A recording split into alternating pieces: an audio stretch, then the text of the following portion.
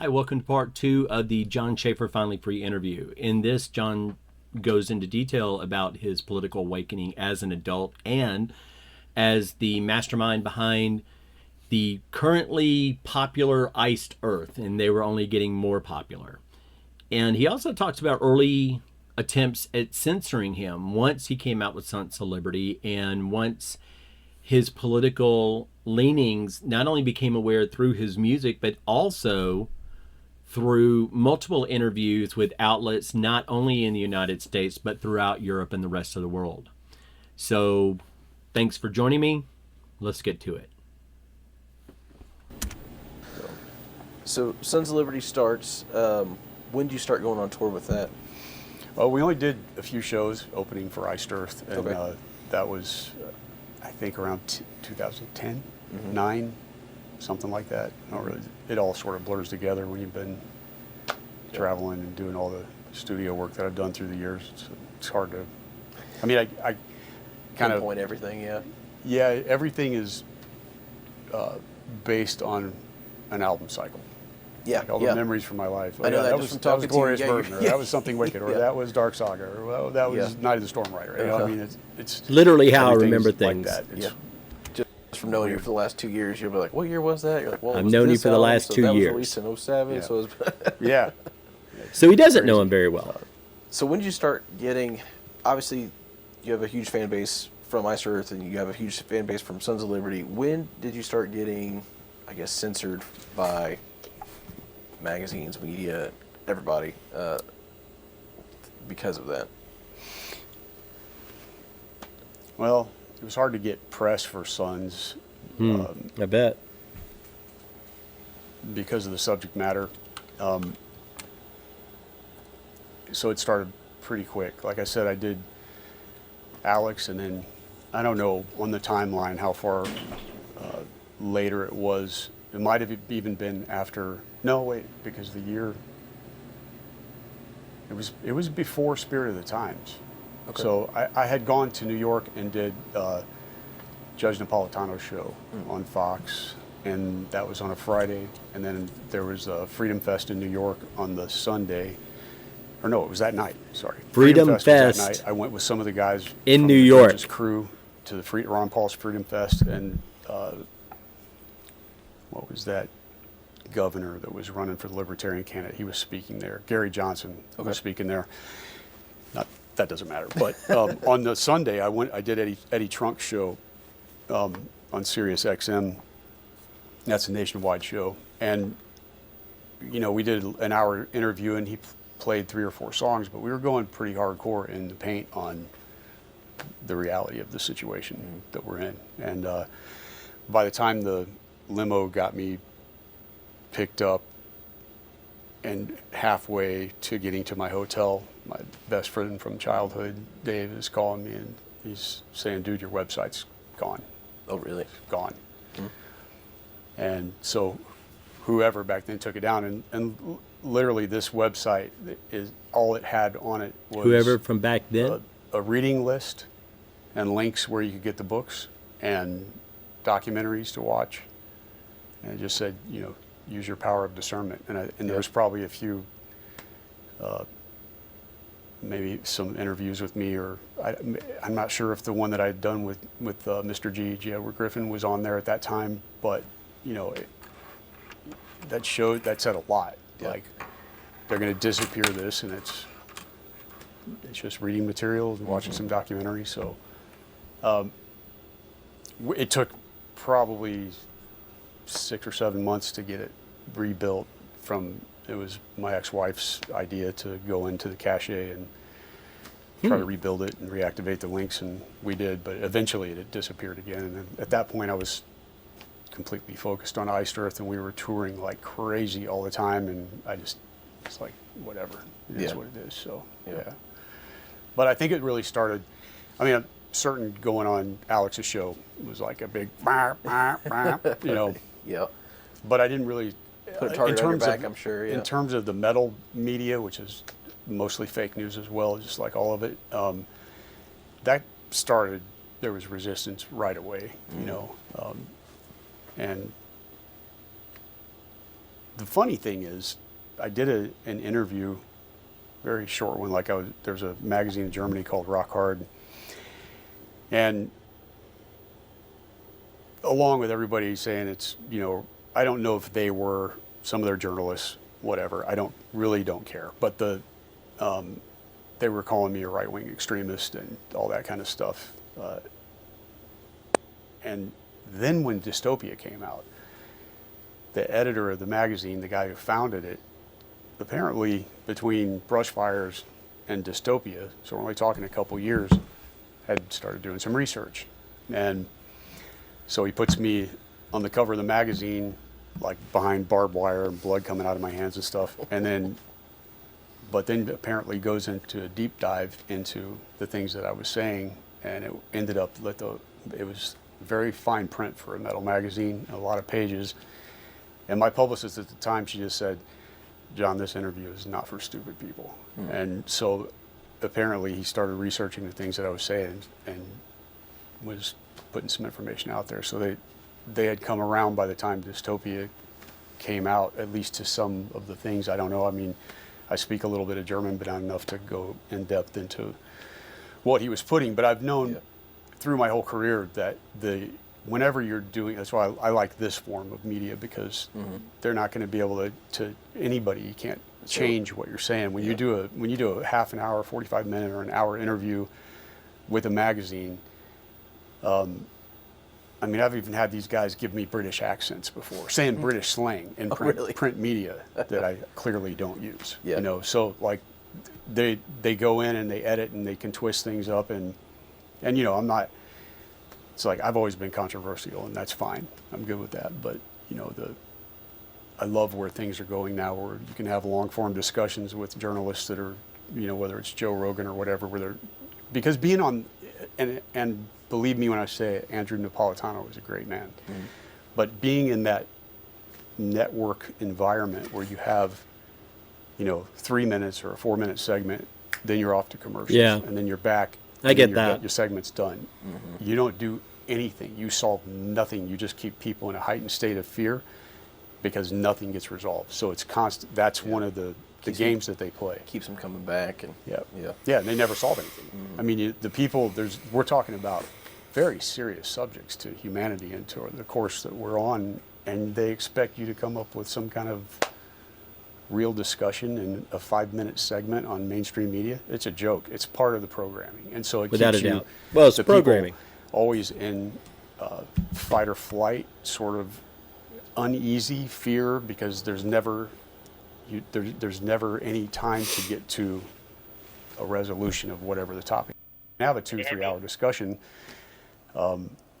Which you see how popular those are getting, because people are able to go in depth into very serious topics, and even if we don't have the solution, at least it creates an understanding, because the one thing that people can't live, you see the mental illness and the narcissism and the whole thing that's going on, it's like a sickness. It's all over the Western world, certainly, and I mean, that's the game that's being played, the people, they can handle the truth.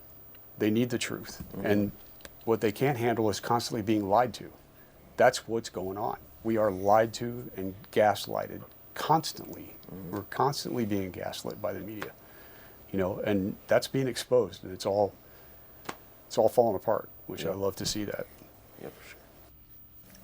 I was also involved in, when Sons of Liberty, we just opened for Iced Earth. We did 4 or 5 fly dates, big markets in America, and so Sons opened, and the guys in the band played the parts, even though actually none of them played on Brush Fires of the Mind, but they're, and my guitar tech played my rhythm guitar parts. Oh, really? Yeah, Matt O'Rourke, he's a great guy, man, very loyal, very talented guy, and so he played my parts when I was doing lead vocals, and then when Iced Earth came back, there were some roles were switched. Oh, okay. And when we came out, then it was, the real show was on. But we had, been involved in setting up some.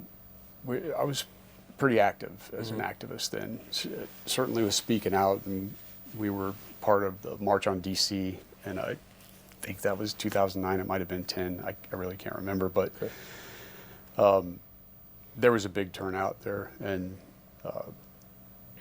there's a video, I don't know if it got taken down or not, of We the People that another one of my guitar techs actually put together. He was there filming us doing the march, and then he took some clips from some live stuff from the Sun shows, and then made a video, kind of a homemade video. But so there, then after that, really the focus started shifting back. My brother-in-law, Matt, had come back for one album. That was the album was called The Crucible of Man. And we realized with him being a police, now he's a lieutenant, but to being a police officer, that it was going to be difficult for us to tour. Right around that time, things also started radically changing. It's funny how that happens, because it started around the big tech bubble crash. In like 2001, things really started to change in the music industry too, and then again in the 2007, 8, 9 housing crash. Okay. So it turned into really being more about touring, tickets and T-shirts, rather than the album part. Which, so it was difficult with Matt having to always get clearance from the police chief to be able to take time off to go and do a tour. And we could see the writing was on the wall where things were headed. And so we parted ways again, and then I found the singer that was on Dystopia, Stu, and we really started, like, it wasn't just let's go to Europe and South America and do some North American dates. It started, like, really global. Yeah. Yeah. So Dystopia was one of the ways of exposing the agenda, because there's a lot of books, and it's not just The Creature from Jekyll Island. I read a lot of books, and once you kind of, and if you just understand the founders and what they were up against, and you start putting all this together, it's like we're exactly in the same spot. Can you talk about some of those books a little bit? Probably worse. Yeah. The other reading material. There's so many. There's Antichrist and a Cup of Tea was one that you said was. That one is awesome, but different. Okay. Then these are things that I would say that would point to the corporatocracy. So like Confessions of an Economic Hitman by John Perkins. That's an excellent book. Yeah, that is an excellent book. There's Carol Quigley's Tragedy and Hope, which is a mentor to the globalist. It's a monster of a book. I recently bought that one. I have not started it yet. Yeah, it's dry, but they kind of tell you what they're doing. Yeah. So it's a massive book. Yeah. There's the Rockefeller File is pretty amazing. You've got The Naked Capitalist, The Naked Communist, True Story of the Bilderberg Group. I'm trying to think of some of the ones that were listed back that got my site taken down. This is stuff There's from a lot around. of them. Yeah, if you don't know, this is stuff that kind of was around in the 90s when this really kind of became a thing during the Clinton administration with the Waco siege and everything. And so you had books on the Trilateral Commission and the Commission on Foreign Relations and things of that nature. The Economic Hitman book, it tells you this guy who worked for our government, but darkly going in to these smaller countries, and they send him in to wreck countries, making them dependent on the United States. That's part of it. It's a really good book. I hadn't read it in years, but a lot of these books, I was really into this stuff during the Clinton administration. I was in my 20s. I was in a band with this really highly intelligent but kooky guy who, he had the videotape of the Clinton Chronicles, and just, I was into that stuff for a little bit. And a lot of what John's saying, those books have been around since then. And there's a couple of these mentioned I don't know anything about. But this stuff has always been around. And really, honestly, what you're seeing now, whether you like the Trump administration or not, you're seeing a lot of that exposed, which is crazy. I mean, just, and the juxtaposition, like if you're on the left, you really hate seeing these government employees lose their jobs because of redundancy and they're getting paid a lot of money to do nothing. But then if you're on the right, you really had a problem with the fact that there were government employees losing their jobs because they weren't getting the vaccine shot. It's all about perspective and narrative. And I don't think I never saw Jon as kind of a right-wing guy. I saw him more as a guy who just loved the country, maybe got a little bit too wrapped up in it. And one of the documentaries that he had on that website that became defunct, that he's not talking to his boy about, at least not yet, I'd be curious, is Zeitgeist, that I mentioned in one of the previous videos. This movie that talks about Christianity as a control mechanism for the masses. 9/11 was an inside job, and that whole truther story, and how we are enslaved to the government via money on lend from the Fed. So it's an interesting movie. Take it with a grain of salt, but there's some really good stuff in there. Should have been prepared for that. I didn't think No, about it. you're But there's fine. I mean, I should have been prepared for that. I didn't think No, about it. you're But there's fine. there's a lot of books that are Rise of the Fourth Reich is pretty interesting. Okay. Yeah. No, see if I can- as you think of them, maybe after the fact, I can link down to them below in the video, Yeah. so we can just throw a reading list, and maybe some documentaries and stuff like that. Yeah. 'Cause I know that we both talked about a few different documentaries. I'm not sure if I can remember any of them, but Yeah. Yeah, there's a lot. America Freedom to Fascism is it's an amazing one because it doesn't insult anybody's political ideology, and that's what I think it makes it one of the most powerful ones, because it's not like attacking the Democrats or the Republicans. We need to get out of that tribalism. I mean, I understand tribalism because Mess some of that mic. metal band. yeah. I mean, it's a very competitive business, and you can make friends and have mutual respect for other bands, but at the end of the day, it's your team you want to conquer. Yeah. You know what I mean? You want your team to conquer and to be the best on the tours and on the festival stages and whatever. So it's competitive, and so I get it. Humans are tribal. But when it comes to this situation that we find ourselves in, I can't even, I haven't identified as a Republican in a very long time. Right. And now when people ask me, I say I'm an American, Yeah. because I don't care anymore about it's a the good other party answer. and the fake tribalism and all of it. Like And that's that's what it is. It is a unit party. I think we do have some, obviously, political figures now that are starting to create a new Republican Party, even though I think that's its own category now that I'm not even associated with. But I feel like we do have some now that are true Americans and patriots. But I agree. I think as a whole, it's been a long time where it's been a circus and a clown show of parading two parties, but really it's all the same political agenda. It's totally. yeah. Yeah, it's new.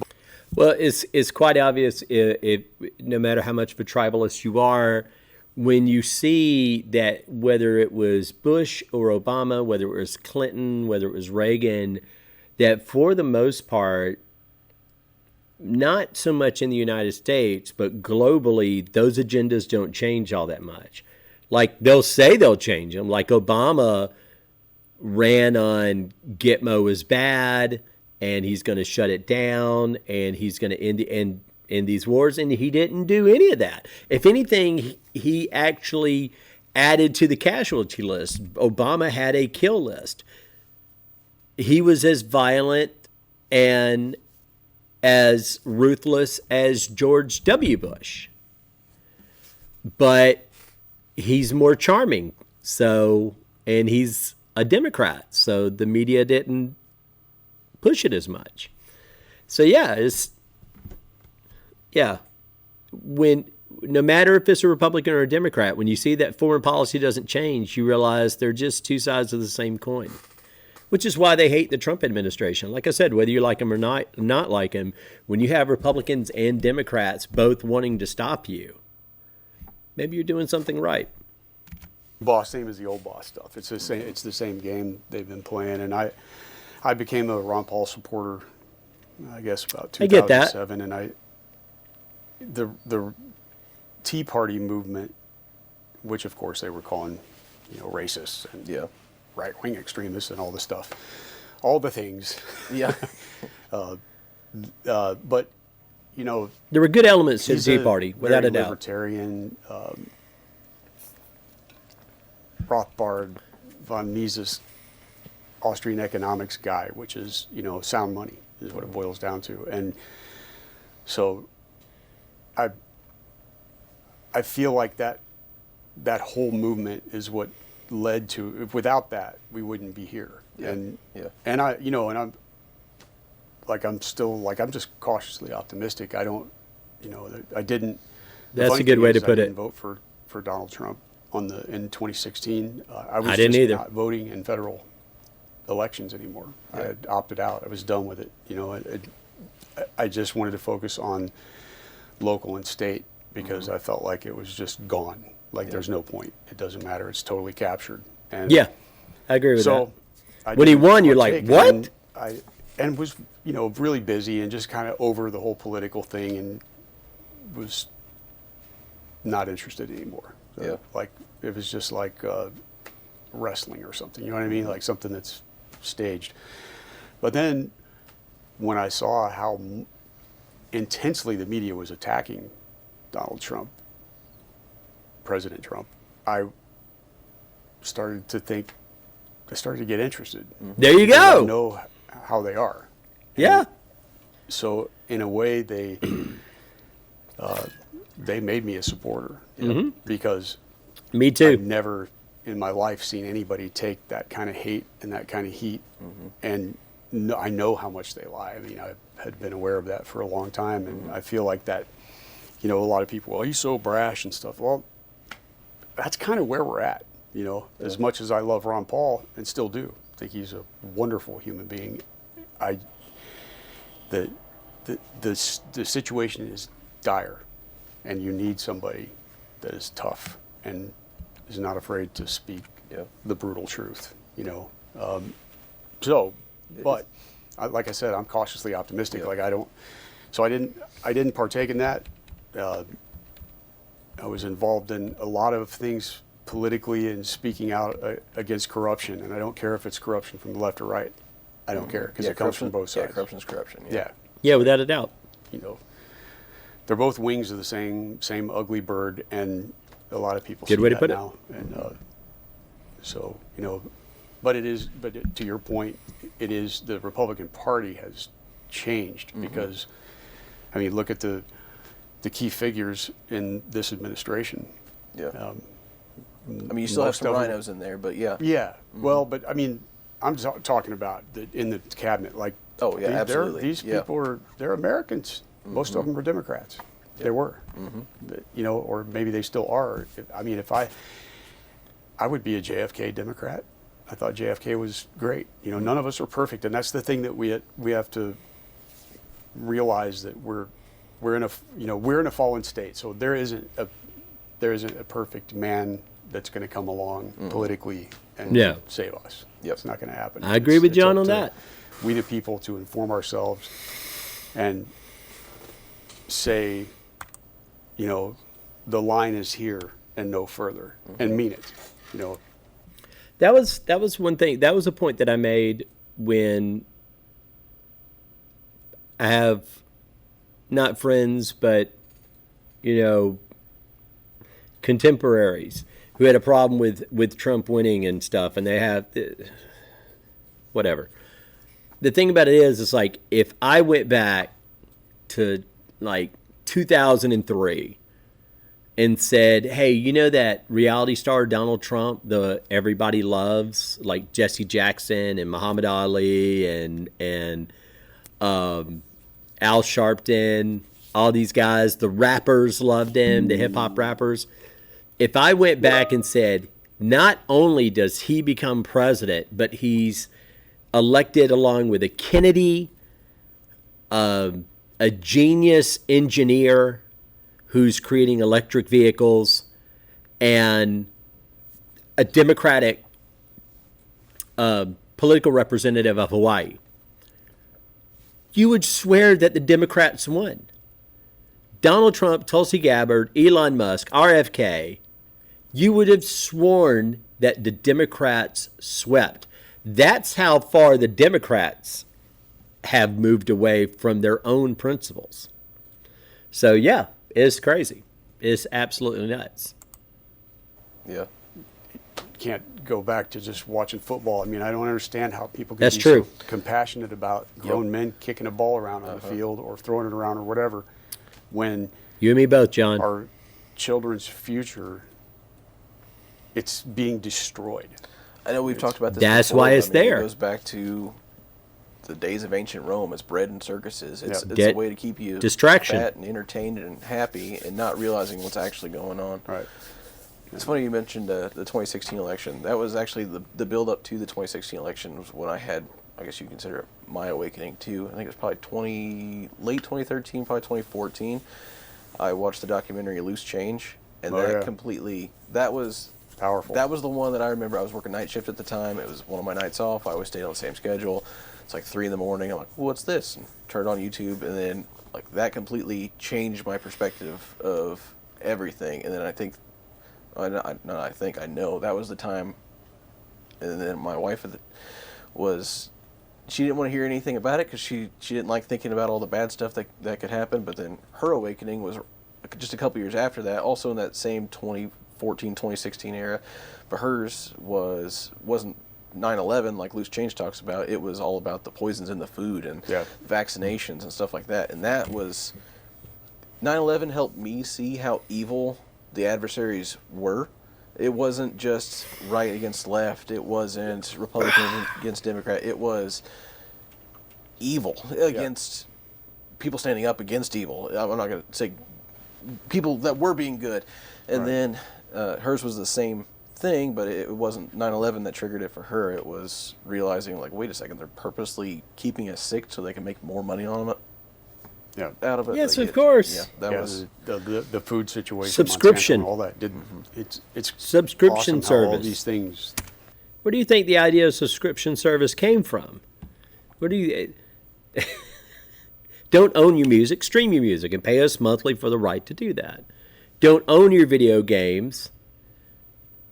Stream your video games. Download video games. And even when you buy a video game that you download, you don't necessarily own it because we can change it and take it away. You will own nothing and be happy. And when it comes to health, money is not in the cure. It's in the medicine. It's in keeping you ill. It's a subscription service to stay alive. That's all it is.